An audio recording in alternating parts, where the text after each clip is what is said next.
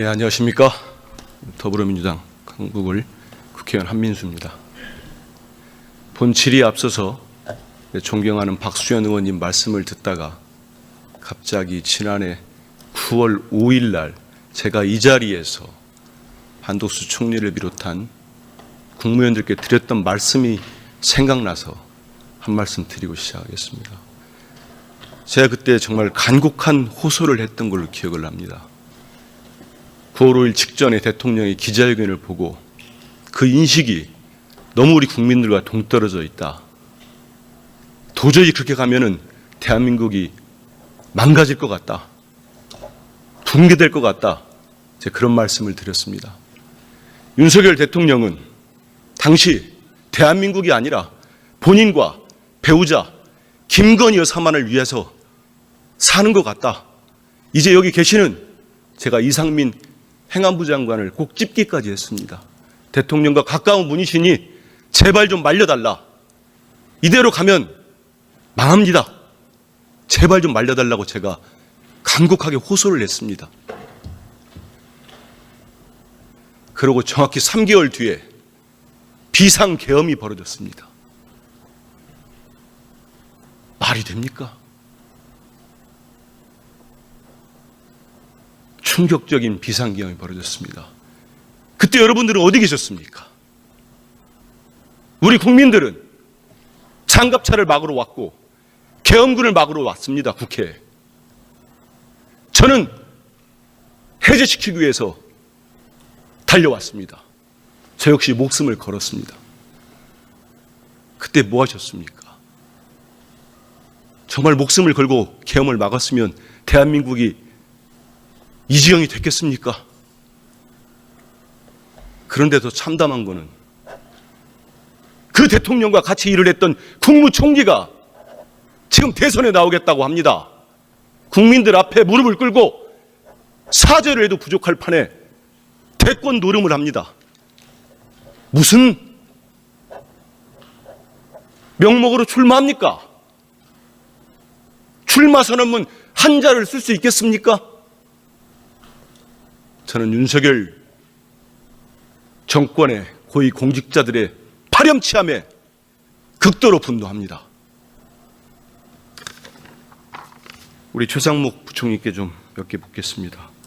네. 최근에 그 싱크홀 문제가 심각하다는 거 알고 계시죠? 네, 알고 있습니다. 예. 국민권익위 따르면 이번 달 1일부터 19일까지 전국 지자체 등에 접수된 도로 균열 및 집안 침식 관련 민원이 총 2,727건이라고 합니다. 네네. 특히 최근에 이제 3월 24일 날 강동구 집안 치마 사고에서는 안타까운 인명 피해가 있었습니다. 한 분이 돌아가시고 한 분이 중상을 입었는데요. 그때 일주일간 30일까지 약 415건이 접수가 됐다고 합니다. 제가 PPT를 준비했으니까 한번 보시죠. 보면 우리 국민들의 우려가 상당히 큰 것 같습니다. 기록을 보면 최근 10년 동안 전국에서 발생한 집안 치마 사고가 총 2,200건.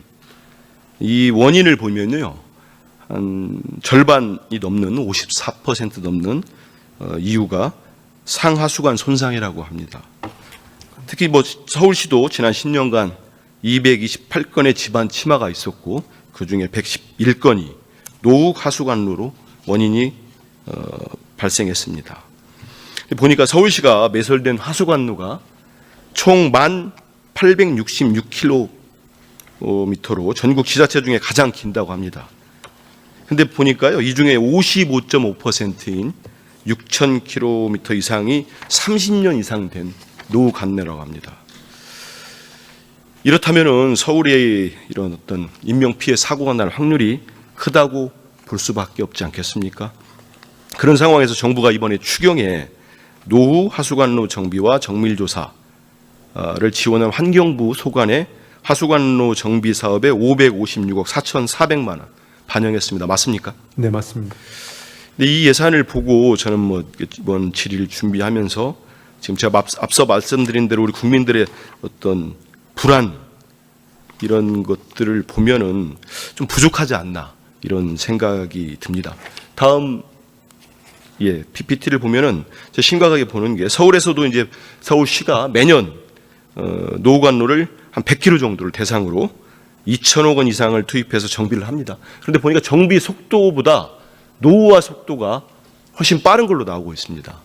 그렇다면은 정부나 서울시의 지금과 같은 어떤 대응으로는 역부족이다, 이렇게 볼 수 있는 거거든요. 그래서 신속하게 예산이 투입돼야 되고 이번 추경에서도 좀 더 돼야 된다고 보고 있습니다. 근데 보니까 서울시가 이번 요구한 게 있습니다. 근데 반영이 안 됐고요. 서울시가 재정 자립도가 높다는 이유로 정부에서 좀 미온적인 것 같습니다. 하지만 지난 14년도 저도 기억이 나는 석천동 싱크홀 사고 발생했을 때 한 5년간 국비가 한 940억 원을 지원한 걸로 알고 있습니다. 노후관로 긴급 정비에.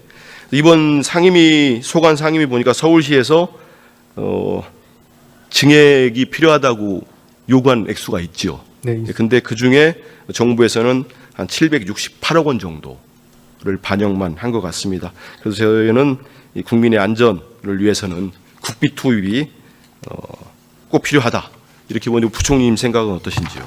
네, 뭐 의원님 말씀하신 문제의식 저희도 갖고 있고요. 예. 그래서 특히 뭐 서울시는 또 그동안 재정 자립도 이런 것 때문에 좀 아무래도 좀 그런 부분이 있었는데, 이번에 워낙 많은 국민들이 걱정을 하시니까 서울시랑 같이 논의를 해가지고 주신 거에 대해서 소위 그 추가 증액을 소위 과정에서 검토하겠습니다. 예, 알겠습니다. 좀 잘 좀 챙겨주시고요.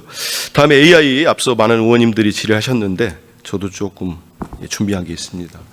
그 AI 보면은 2023년도 4월 14일 날 윤석열 정부 이제 취임 1년이 채 안 됐을 때 보면은 초거대 AI 경쟁력 강화 방안을 발표를 합니다. 저는 이때 진단이 상당히 잘 됐다고 봅니다. 긍정적으로 됐었고, 컴퓨팅 자원, 핵심 인재, AI 플랫폼, 우리 정부의 잠재력, 우리 국가의 잠재력을 평가를 했습니다. 그런데 딱 2년 뒤입니다. 올해 4월에 우리나라 AI 이 능력이라고 할까요? 이게 존재감이 없는 나라로 거의 하락을 해버렸습니다. 지금 보면은 스탠퍼드 대학에서 발간한 자료를 보면 AI 인덱스 2025거든요. 이 자료를 보시면은 2024년 기준으로 볼 때 한국은 주목할 만한 AI 모델도, 민간 투자 규모도, AI 인재 관련도 순위가 상당히 낮습니다. 그래서 이렇게 긴박하게 돌아가고 있는 상황에서 23년 4월 14일에 관계부처 합동을 이렇게 준비했던 거와 전혀 이행이 안 된 것 같습니다. 그래서 불과 2년 뒤에 지금 윤석열 정부가 목표는 초인류 인공지능 국가, AI 3대 강국, G3 이렇게 했지만 선언적인 구호에 그치고 말았다, 이런 말씀을 드리겠습니다. 그래서 이번에 추경안 중에 조금 문제가 있는 부분들을 제가 지적을 좀 하겠습니다. 우리 부총리님께서 보시면은 지금 AI가 상당히 속도를 요구하는 정말 시간과 싸움이다, 이런 견해에는 우리 부총리도 동의를 하시죠? 네, 그렇습니다. 근데 이번에 그 반영된 가기부 추경안 예산을 보면은 GPU 구매, 임차 사업, 여기에 87.8% 예산이 좀 집중됐습니다. 근데 제가 보면은 아무리 좋은 엔진이 있어도 운전을 못하면 차가 앞으로 갈 수 없는 거 아니겠습니까? 그리고 아무리 성능 좋은 정말 비싼 피아노가 있어도 연주를 할 수 있는 훌륭한 연주자가 없으면 말 그대로 무용지물입니다. 그래서 GPU는 기반이고 AI의 진짜 근간은 소프트웨어로 보입니다. 근데 지금 저희도 제가 과방위이기 때문에 상임위에서 지적을 합니다만은 예산의 배정 자체도 좀 치밀하게 좀 잘 안 돼 있는 것 같습니다. 현재 제가 말씀드렸는데 소프트웨어에서 이제 관건이 달려 있는데, 이번 추경안을 보면은 AI 고도화를 위한 데이터를 위한 예산은 월드 베스트 LLM 데이터 활용 지원 예산이 있습니다. 근데 이 예산 알고 계시죠? 그게 한 300억 정도 돼 있는데, 제가 말씀드린 이 소프트웨어 관련된 예산은 이게 유일한 것 같습니다. 이마저도 과기부에서 처음 요구했던 예산이 반영이 다 되지 않은 것 같습니다. 그래서 이 부분들을 이번 소위와 우리 예결위에서 좀 더 살펴보고 증액이 필요하지 않는가, 이런 생각을 해봅니다. 우리 부총리께서도 양질의 데이터가 있어야 AI 모델 고도화가 가능하다는 데 동의하시죠? 네, 그렇습니다. 그래서 저는 텍스트, 이미지, 음성을 모두 이해하고 있는 생성형, 초신형, 최신형이죠. AI 모델을 구축하려면 방송 영상 데이터와 같은 고품질 학습 자료도 필요하다고 보고 있습니다. 여기에다가 현재 글로벌 기업들, 기업의 생성형 AI는 한국 전통의 영상 이미지를 생성하면 대개 지금 문제가 뭐냐면요. 다들 아실 겁니다. 요즘 많이 써보셨기 때문에 중국이나 일본풍으로 나옵니다. 우리 것들이 데이터가 제대로 제공이 안 되는 거죠. 이 문제점이 있습니다. 그래서 우리 국가대표 저희 PPT에 나옵니다만은 AI 모델을 개발하려면 다양한 그 학습 요소를 포함하고 있는 방송 자료, 영상 자료가 필요하다고 보고 있고요. 그러기 위해서는 한 250억 원 정도의 예산 증액이 반드시 필요하다고 저는 보고 있습니다. 부총리께서 지금 당정에서 동의 여부를 제가 묻지는 않겠습니다만 좀 살펴보셨으면 좋겠습니다. 네, 그 의원님 말씀하신 것처럼 AI는 뭐 생태계가 고루고루 발전하는 게 중요하잖아요. 그래서 지금 저희가 원래 본 예산에 네. AI가 있는데 거기 이제 소프트웨어나 말씀하신 그런 분들이 좀 들어가 있습니다. 알고 근데 이제 그러다가 이번 추경에는 조금 그 GPU 구매나 하드웨어가 좀 부족했기 때문에 본 예산에서 이제 그쪽 중심으로 들어가다 보니까 이제 모양이 이렇게 된 건데, 그래서 본 예산하고 추경을 같이 놓고 보시면서 그 소위에서 논의하는 과정에서 말씀하신 것도 제가 같이 보겠습니다. 예, 그렇게 좀 해주시고요. 그 다음에 그 해외 인재 유치 지원 사업 계획이 좀 있습니다. 네, 그 인재도 되게 중요한데 지금 보면은 이 부분에 대해서도 최고급 AI 인재 유치 지원 사업이 있는데 이게 좀 미흡하다 이런 지적들이 나오고 있습니다. 이 부분 역시 부총리께서 좀 세밀하게 살펴주시고요. 제가 시간이 3분밖에 안 남아서 이걸로 넘어가겠습니다. 부총리께서 최근에 경로당 혹시 가보신 적 있으십니까? 네, 뭐 일이 있어서 최근에는 아니지만은 얼마 전에 한번 그거를 제가 말씀드리려는 거 아니니까요. 네, 그런데 보니까 저도 이제 지역구가 있으니까 경로당을 자주 갑니다. 가면은 진짜로 많은 어르신들이 와 있습니다. 다른 걸로 넘길까요? 예.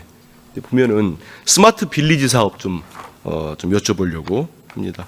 지금 보면은 경로당은 그 어르신들이 어머니 아버님들이 단순히 쉬는 것보다는 되게 즐기시는 공간이더라고요. 배우고 즐기고 합니다. 그래서 우리 과기부 사업 중에 스마트 빌리지 사업이 있습니다.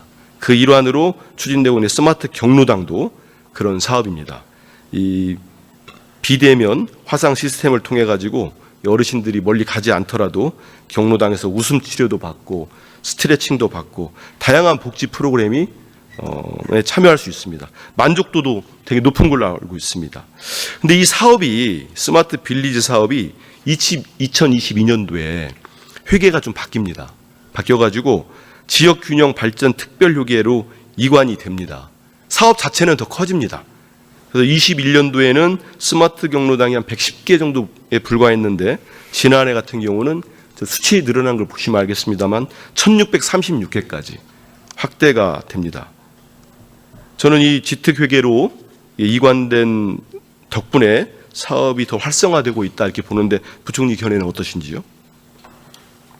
네, 일단은 규모 자체가 커졌기 때문에 뭐 그렇게 볼 수 있을 것 같은데요. 네. 근데 이제 제가 좀 한 가지 아쉬운 점은 이걸 좀 지적을 하려고 하는데요. 이 스마트 빌리지 사업의 운영 및 관리를 위한 예산이 전혀 반영이 안 되고 있습니다. 그래서 PPT 보시면 알지만 지자체, 지특으로 이관된 뒤에 지자체 참여 수요가 급증을 합니다. 그래서 전체 사업 규모도 상당히 커졌어요. 커졌으면은 거기에 맞춰서 여기에 관리하고 운영할 수 있는 손이 더 많이 필요한 거 아니겠습니까? 네. 근데 이번에도 예산이 반영이 안 돼가지고 이거를 전문기관이라 할 수 있는 한국지능정보사회진흥원 이 현장에서 지원 사업이 제대로 이루어지지 않고 있다고 합니다. 그래서 이게 예산이 상당히 크지는 않습니다. 크지는 않는데 이러다 보니까 24년도의 경우에는 우리 과기부가 세부 사업에서 다른 예산 일부를 끌어다가 충당도 하고 그랬습니다. 근데 이게 목적 외 사용이라는 지적을 받았습니다. 그렇기 때문에 이번에는 이 관련된 예산을 반영하는 게 맞다고 봅니다. 그래서 이번 우리 추경 예산에서도 저는 스마트 빌리지 보급 및 확산 지원 사업에 10억 원 정도 예산이 반영돼야 된다. 이렇게 보고 있습니다. 부총님 견해는 어떠신지요? 그냥 보겠습니다. 뭐 일단 필요성은 있어 보이는데 문제가 뭐냐면 이게 지금 요번에 추경에 넣는 게 맞는지 아니면 내년도 예산안에 넣는 게 맞는지에 대한 그러니까 전체적으로 이제 이런 사업들 보다 보면은 이제 그렇지 않겠습니까? 예, 그래서 그런 거는 좀 같이 보겠습니다. 네. 네.